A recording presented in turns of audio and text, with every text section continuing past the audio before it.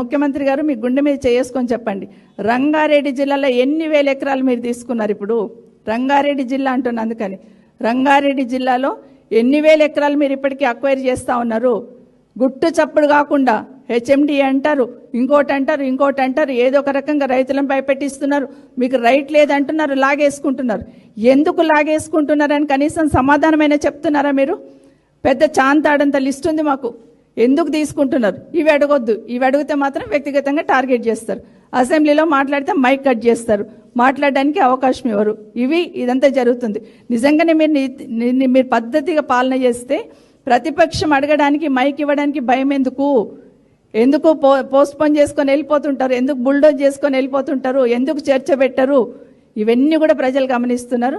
ప్రతిసారి మాటకు ముందు రెండు అసెంబ్లీకి అంటారు, అసెంబ్లీకి వచ్చినాక సమాధానం చెప్పకుండా ఏదో ఒక రకంగా బుల్డోజ్ చేసుకొని వెళ్ళిపోతున్నాయి. ప్రభుత్వ పనితీరును ప్రజలు ఖచ్చితంగా గమనిస్తూ ఉన్నారు.